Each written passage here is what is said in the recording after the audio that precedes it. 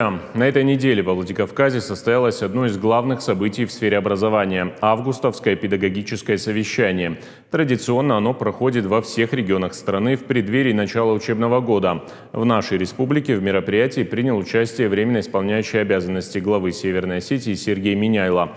Руководитель региона обозначил приоритетные задачи и поблагодарил работников системы образования за их труд в непростых условиях пандемии. Подробнее о том, что еще обсудили на совещании и какие нововведения ожидаются, в нашем следующем материале.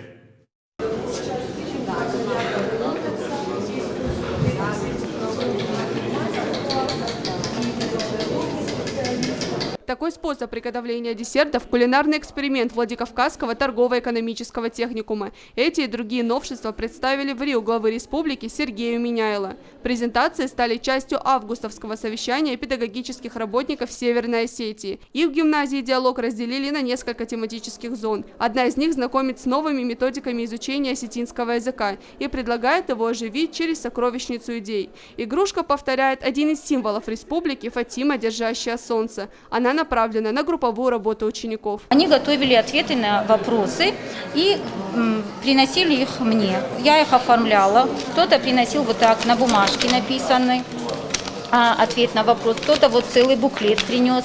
Вопрос был по заповеднику.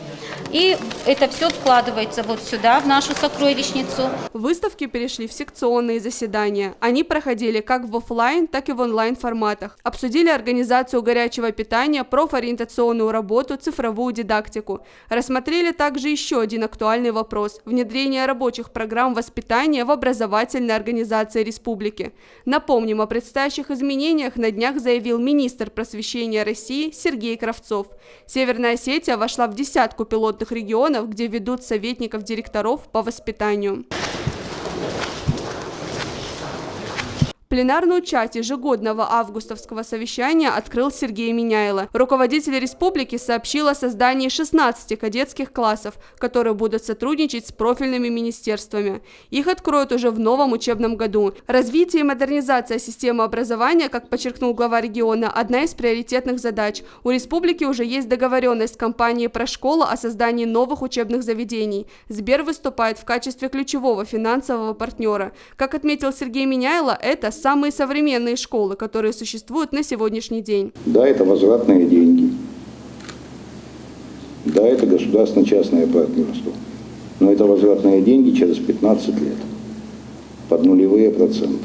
А школы нам и дошкольные учреждения нужны сегодня. На заседании выступил заместитель министра просвещения России Андрей Корнеев. Он отметил возросшее количество учителей республики, присоединившихся к программе «Земский учитель». Кроме того, обозначил 3 перспективных направления для повышения качества образования и воспитательной работы. Особое внимание было уделено статусу и престижу профессии учителя. Школа не должна превратиться в инструмент, предоставляющий услугу образования.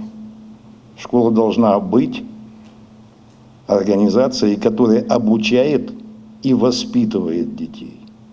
В мероприятии приняли участие председатель парламента Алексей Мачнев, руководитель Федеральной службы по надзору в сфере образования и науки Анзор Музаев и в РИО министра образования и науки Элла Алибекова. Итогом августовского совещания стала резолюция, в которой будут отражены озвученные предложения по развитию системы образования в республике. Дана Малышева, Алан Суанов. Специально для программы «В итоге».